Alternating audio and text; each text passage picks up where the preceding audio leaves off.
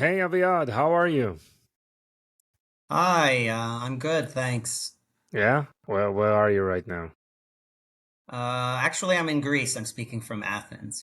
Oh, nice. I felt you're in a very your face. I mean, you look so relaxed and so it's nice. It's nice. Yeah, Thank you nice. for sharing this, inspiring us to relax for some time. Sure. Great. But I know you are very busy, right? With your marketing at Particle. Let the audience know you better. Maybe you can just start with your background and what do you do at Particle, and you can start from whatever you want. Okay, I'll start with what I do now. I manage marketing for Particle. Particle, we are a men's personal care brand, e-commerce, entirely D2C, direct to consumer. The website is particleformen.com if anyone wants to go check it out. We've been around for 5 years now. I've been with the company for four. And when we started out, actually, we were just two employees, me and the customer support person who basically did a lot of other things. And I was in charge of all the marketing, meaning by myself. I would do everything from like Google to Facebook to photoshopping things because we didn't have an in-house designer. I did organic social to some extent. We had a freelancer who helped with that. And since then, things have kind of changed. We're now a team of 30. I have a whole team of video editors, graphic designers, a copywriter, a campaign manager, a social media and influencer manager. And so, overall things have done well for us. And we're continuing to grow. So that's what I do right now. I manage all of our marketing, which means, everything from the creative aspects more to the analytical and performance. We are a performance focused brand. So we need to make sure that we are profitable, basically. Yeah, yeah. But you have an interesting background. You studied at the academy, right? Yeah, I've had a very, I guess, unusual path to where I am now to marketing. I originally got an undergrad degree in psychology and linguistics. And then I really decided I love languages. That's why I like linguistics, even though linguistics itself is more like the study of language, not specific languages, but I still enjoyed it very much. I'm somewhat of an analytical person, and linguistics has that analytical side. So anyway, I decided to pursue that. I did a PhD in linguistics at Penn. And then basically I didn't continue for various reasons. I didn't continue in academia. And I landed my first job outside of academia was more like content creation because I knew how to write. I've written things for various purposes. I had written things before getting this job. That's how I got it. And I uh, almost accidentally kind of found myself in marketing. My first, after the content creation job, I got a job at Rosetta Stone, the language learning company, where there was just a paid media part of the position, and I just learned it on the job. I learned it on the job. My boss was very at the time was very accommodating and very helpful, and she actually told me she hired me because I had a PhD. She was so impressed. She was a Harvard Okay, grad.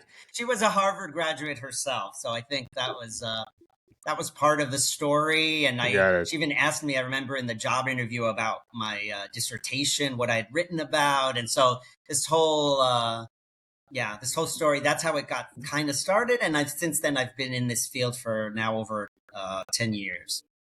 Wow.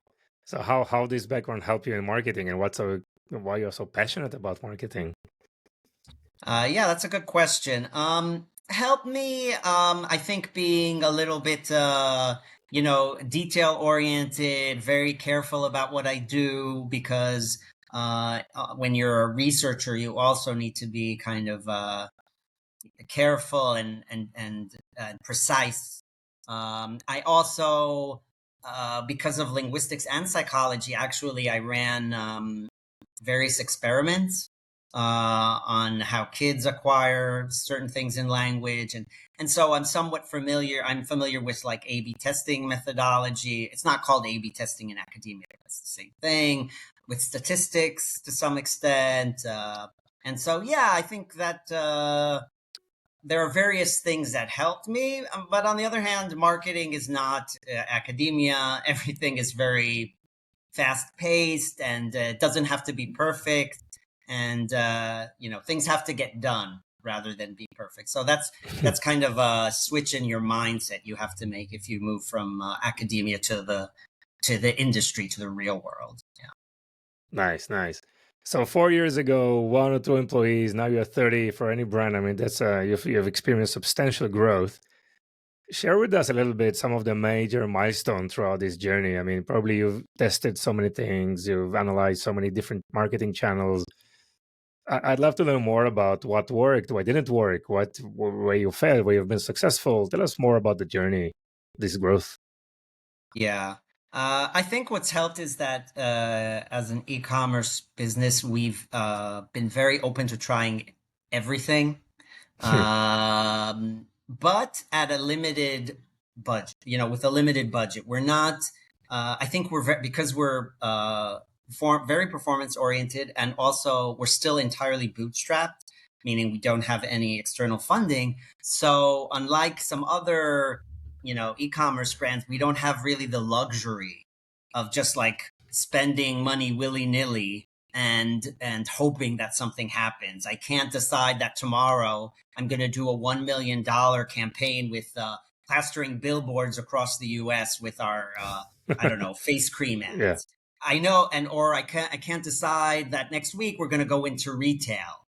And I think actually having these limitations has helped us a lot, because we know we need to be very conscious of every penny we spend. And so from the beginning, we've been focused in that way.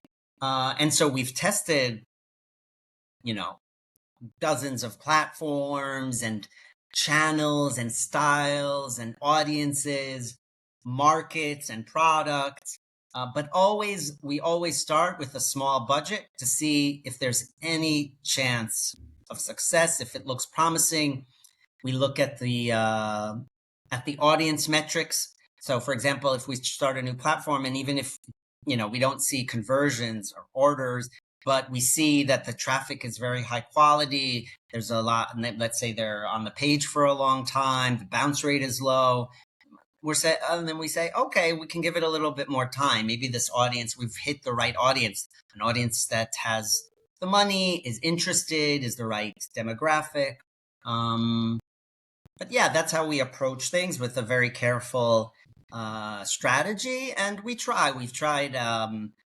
so I would say, let's say our bread and butter is still Meta and Hmm. Google to a lesser extent. We also advertise on some of the smaller platforms, TikTok, Snapchat, some native channels, Taboola, Outbrain, Microsoft Bing. Hmm. But we've tried lots of other platforms and have, seen some success with some, less success with others, and sometimes things change. And so we try to be very agile and nimble too. Like Yeah. we try it, it might work for a while, it stops working. We're not going to spend money on something if it's it's not working for us. Interesting. So all this experimentation mentality, right? I mean, try things and probably kill them very, very fast once they're not active, Yes. and trying Yes, to we find out kill the things pretty quickly. Exactly. Yeah. nice. But you had that trajectory of trying to say focus on the US market, for example, trying to establish your brands over there. That was like something that was planned, correct? Yes, from the beginning, our focus has been the US market for obvious reasons around Mm-hmm. e-commerce. It's the size, the um, available, disposable income. And that's been our focus. And it's still also, our warehouses are in the US, so shipping is quickest in the US. People have to wait Mm-hmm. less. We do have secondary markets in other English speaking countries. Canada, the UK, Australia, and a little bit in some European countries.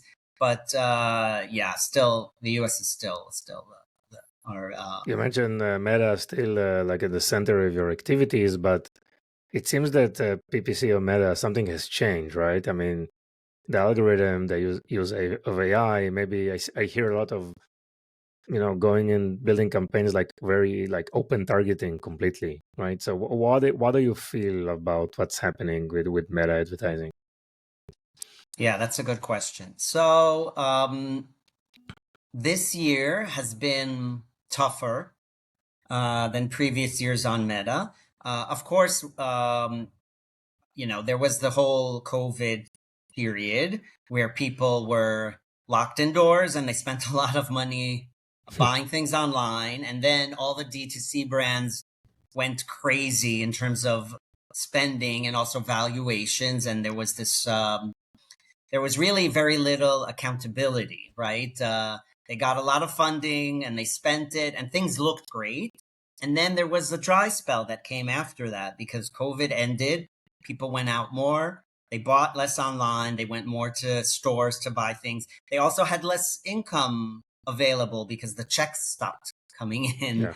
And Yeah. so there was like a big, there was like a waking, I don't a waking up period for a lot of brands where they couldn't, that was just a temporary spike and they had to face reality. I would say we managed to, weather this storm fine.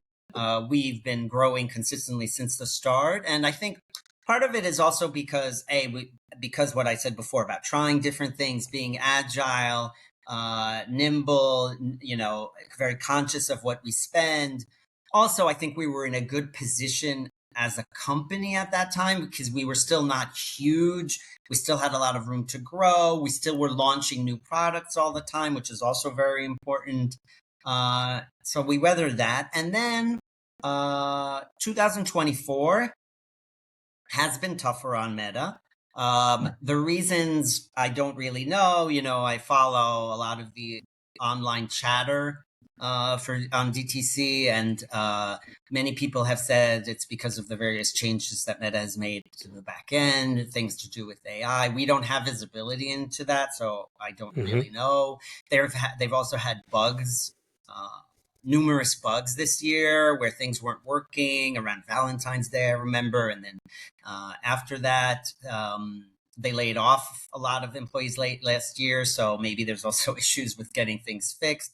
So yes, we have to some extent been hurt by this. CPAs have gone up. It's harder to sell things for cold prospecting audiences, and be profitable from the first order, which is what many brands would ideally like.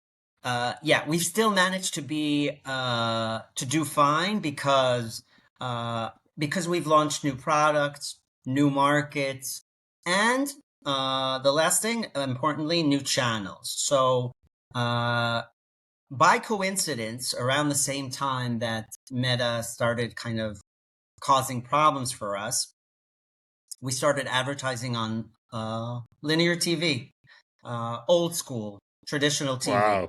Wow. Yeah.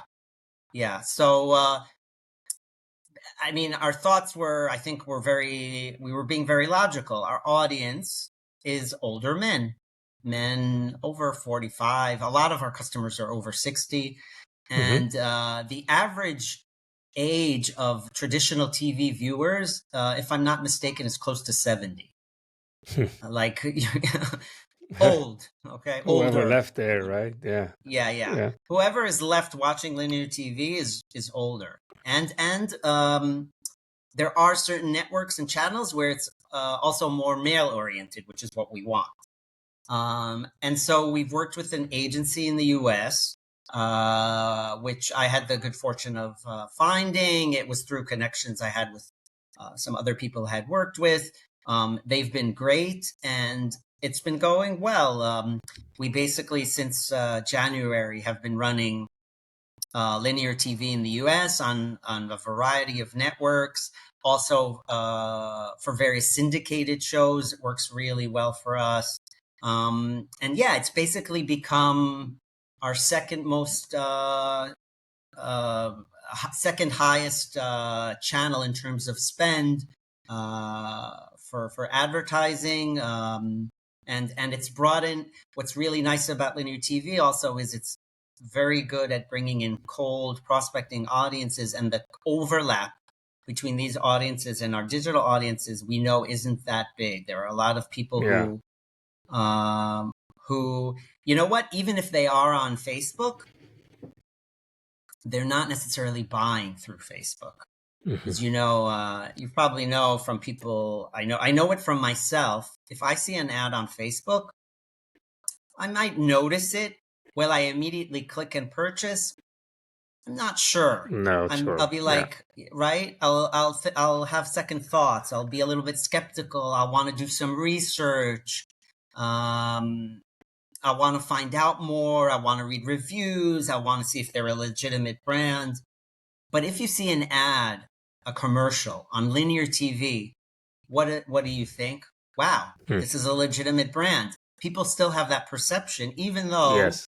commercials on linear TV are not as expensive as they used to be. So you don't have to be a huge brand to advertise there. But people have this perception that that really is like it's a seal of legitimacy. And so, and we've seen that both in terms of like the results. Also, there's a halo effect. It helps other channels. Like people see your commercial on TV, they'll go search for you. So your branded search traffic will go up. Your Amazon sales will often go up. Maybe I'll tell you like a little. I have a little anecdote related to that. An employee of ours was with her mom at a bar in Massachusetts, and it was a sports bar, and they were just like hanging out. I don't remember the context, but suddenly they have like a bunch of TV screens, and all the screens at the same time showed our commercial, and they were so excited, and they took pictures, so there's still this experience when you see a commercial on TV. It has a different effect. It has a unique Yes. effect, and we see that in our results. Nice. And how do you attribute that TV advertising to actual Yeah, that's a sales? good question. We use codes. So we have promo codes, and each commercial gets a unique code uh, based on the network and the day part, the time at which it was aired. So we can go back and attribute orders to that network and that day part. We also have a unique URL for the commercials, so we can also track all the traffic that comes, not just orders, but traffic. We know which traffic is from TV versus digital, and so we can look at the traffic uh, and assess it differently. And for example, TV traffic. It's if we had to look at like click through rate, let's call it, then it's lower than digital. People, given the size of the audience, it's a Sure. smaller pool of people who actually go to the site. But all the rates, the metrics that come after that are much higher. It's a very high intent audience. If you go to the trouble of like clicking in a URL and going to a page after you've seen a TV commercial, chances are the chances that you're going to buy the product are much higher than the chances if you're just watching a video Yes. on Facebook and clicking, right? It's Yeah, much there less is more in intentional, exactly, there is right? more intent and a more willingness Yes, to invest time, right? To conclude this exactly. transaction. Wow, very Exactly. interesting. So here is an amazing use case for linear TV. It still Yeah, I works. mean, I wouldn't say not yes, for every brand, right? sure. You have to have the audience has to be right for you, but it can work. Yes. Nice. So tell us more about Particle and the products and the positioning in the market. Yeah, that's a good question. So the brand actually started because the founders are two men. And they saw that really no brand was appealing to men in terms of personal care. Now, of course, we started out as skincare specifically. And really, there are the big skincare brands, Nivea, Olay, Dove. Some of L'Oreal has a men's line. So yeah, a lot of them have a men's line, but they're not specific. The brand itself is not specific to men. Uh, None of those big brands are D2C. They're, big brands that are mostly in retail. Hmm. And so I think when we started, we were part of a group. There's a group of male oriented, uh, personal care brands. And since then, some of these brands, to be honest, have gone out of business since. Uh, Again, it's a tough world out there with D2C. They haven't managed to, even with funding, some of them haven't been able to stay afloat. And I think, actually, as I said at the beginning, I think VC funding is sometimes like a double-edged sword, Yes. right? You get the money, wow, it's a sign of that you're doing well, blah blah blah. Then you spend the money on things that actually are not Yeah, you must spend it. revenue. You must spend it at a certain Right, time, otherwise, and that's it. right. You must spend it, and then maybe you don't spend it the smartest way, Smartest and way. then yeah, Yeah. and right, exactly. So the fact that we don't have that maybe made us smarter in a way. Hmm. And yeah, and so we've been part of this group of brands. I think I know we're one of the top ones now, if not the top one for a lot of certain lines, certain products we have. Um, maybe I can tell you another little interesting thing about personal care for men. I think a lot of our competitors appeal to a younger audience. They, to like the 20 to early 30s. I think their approach is, they think, because there's more openness among men nowadays to consider personal care and skincare. So they think, okay, let's approach these younger men, because the younger men are the ones who are going to be more willing to try like a face cream, a moisturizer, and so on. I think they're not entirely wrong. There is more openness among, Gen Z Yeah. and the younger generations. However, I think it's still a minority of men. It's a little bit of a what do I want to call it? It's like it's a misperception. It's like they're in the marketing folks are in a milieu of people who are like them, who are Hmm. willing to try, right? Metrosexuals, let's call them, young guys who are willing to try these skincare products. But the vast majority of, let's say, American men, even in their 20s, there's still a lot of taboos around this stuff, right? Hmm. It reminds me, I mean, I think there's some parallels to like how a lot of Americans were shocked when Donald Trump was elected the first time, and he might get elected again. But the thing is, this is America, right? A lot of Americans are not all. Most Americans do not live in New York City. Okay, Yeah. so I think the problem with those brands, and I've seen it happen with some of these brands who've gone out of business, is in fact the audience, the the target, the addressable audience for these products is actually not that big among the younger men. Hmm. Our approach is different. Why? Because we say, okay, the younger men, there's the taboo, and they don't see any skin issues. They're not thinking about it. It's not something that bothers them. They're not going to buy a skincare product for preventative reasons. Women will. A 20-year-old woman, she's already, covering her face and all these. She's using makeup anyway. So it's Hmm. very easy for her to also adopt skincare, right? It's part of the whole routine, the package. Men are not using makeup, even though there are, by the way, quite a few DTC brands with makeup for men. I think it's a lot tougher even. But anyway, Wow. yeah, that's a really tough sell. But yeah, so women are doing it, men in their 20s, 30s, of small minority, but older men are seeing, men like myself. I'm not so young anymore. Yeah, me too. They're seeing, yeah, exactly. They're I'm a seeing user, the I'm issues. I'm a happy user for at least 3 years now. So All right, obviously you told me, I yeah. can feel the pain. There is a pain. It's not nice. Exactly. It's It's not nice to have. it's It's must have, right?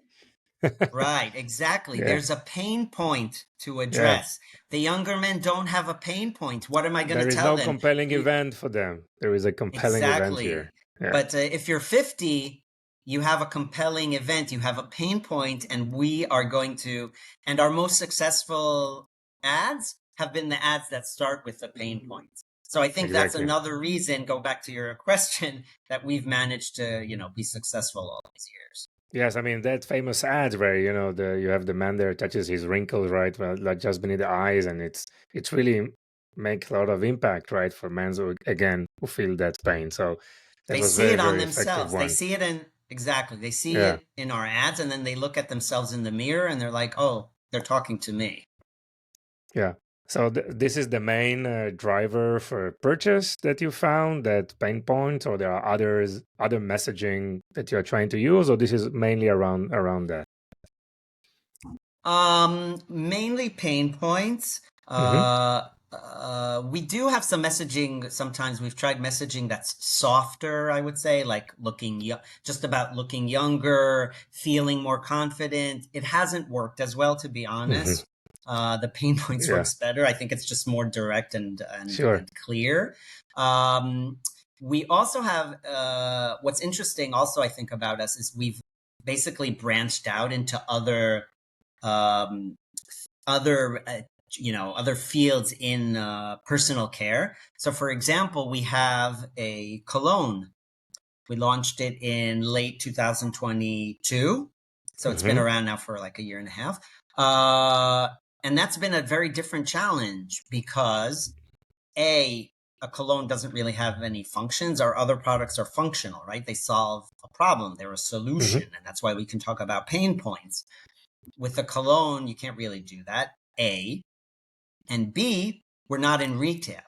So how do you sell a cologne to people who can't smell it? Right? That was our big challenge, but Big we chance. managed to do it. So it was a very different challenge, and it was very interesting on its own. So that cologne was more kind of a retention strategy, or you just wanted to also acquire new customers and try to reach new markets? And so tell me more. So what were the challenges there? Obviously, I can think about a lot of challenges. Obviously, buying a cologne for an unknown brand. So what are the main messaging messaging points that you are trying to convey to the users? Right. So the idea behind the cologne was, yes, to kind of expand our addressable audience, because in the end, I should say, until then, our hero product was our face cream. It's an anti-aging face cream. It sells mostly to men over 45. We've had a lot of success with it, but there's still a limited audience for it. There's still most men, even nowadays, and even if we point out what's wrong with their skin and face, most men will still not try a face cream. Hmm. So there's a limited market for it. But fragrances have a much, broader appeal. Almost every man has some kind of fragrance at home, a cologne, an aftershave, maybe.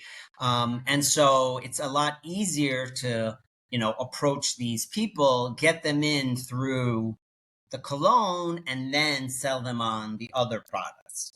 It's the cologne is an easier entry point in a way, at least as a product. By Hmm. the way, I should mention we also have a very well-selling shampoo, and that's another easy entry point. Even easier in some ways than the cologne because it's a lot cheaper too.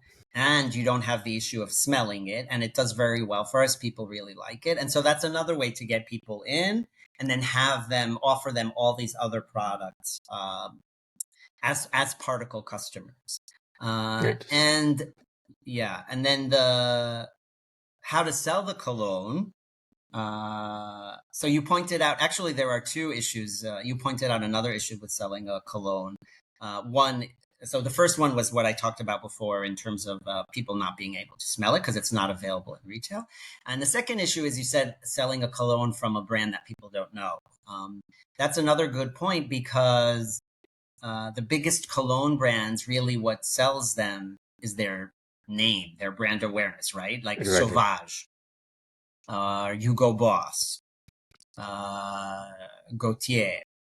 There's a lot, right? Their name sells them. And in fact, you can see in all of their advertising, they don't really talk about like the scent or what it makes you feel or what it does for you. It's all very atmospheric and ethereal and kind of, the Johnny Depp commercials for Sauvage. They don't really say Yeah. anything. And so they don't need to. They just need to mention the brand. They need to get people to watch it, and then Yeah. they're selling like a vibe in some ways, right? We can't really do that. We don't really have the money, and even if we did, like people haven't. We're not yet a household name, and so yeah, so that's another difficulty. So basically, the way that we overcame these things and we managed to sell the cologne pretty well is mostly through social proof. Our top selling or our best performing ads online have been ads that have hundreds, if not thousands of comments, positive comments on Facebook, on Instagram. People just like the smell and they'll say it Nice. and they'll say, and they'll leave really nice comments. My wife likes it too. I get compliments, those kinds of things. And then, I mean, this is a very easy thing to do on Meta, and I'm assuming most DTC marketers know it, but you can duplicate ads with the social proof. And if the social proof is good, positive, and you have a lot of it, of course, that's what you should do because those are the ads that perform best. People see all the comments. Nice. They'll see that there's like thousands of likes. They'll read the comments. They'll converse with each other in the comments. They'll ask each other questions. So yeah, that's what sold the cologne. Nice. And this is from the company that knows what man needs, right? That's you're totally focused on men's, and this is the only thing that you do. And so you have that knowledge, right? Yes, That unique yes, spot, I guess. yes. I can tell you, maybe if we have a minute, I'll tell you something else Sure. interesting about selling the cologne. Another angle that works really well for selling the cologne. I mean, besides getting the social proof, is messaging around women.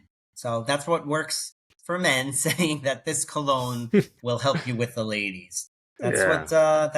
what men. I mean, it still works. It sells Yes. if they think it's Going gonna back help to them our get a basic, date. yeah, Yes, very basic, and it works. basic instincts, right? Yep, Yeah. yep, It's always working. Yeah. yep. Wow. Interesting. I mean, marketing to men. I mean, this type of product is like really different from marketing to women, right? So I think we mentioned some of those points. Anything else you want to add on this topic?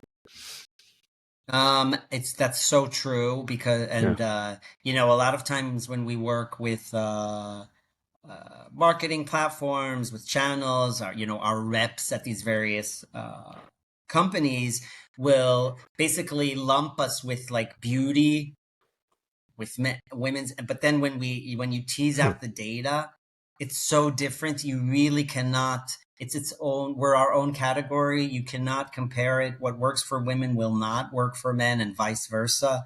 And so, for example, if we want to look for creative inspiration, it makes a lot more sense to look at other brands that appeal to men with our demographics, Mm-hmm.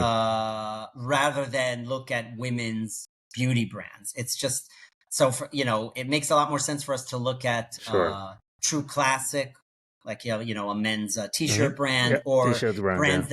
Yeah. brands that sell various golf equipment. because our audience is older and also generally has, disposable income. We're not cheap. So those are the brands we look at for inspiration.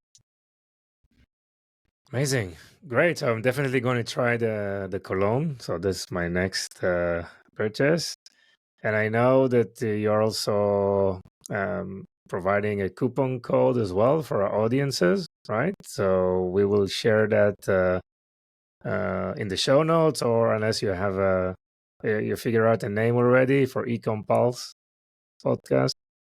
Yeah, we can give a 20% discount with the coupon code Pulse20. And yeah, you'll get 20% off your first order from particleformen.com. Amazing. So you want to repeat the website name where they can make a purchase, or Yes. So you can get 20% off your entire first order on our website, www.particleformen, Particle for men.com. amazing. Wow, great. Aviad, anything else you want to add?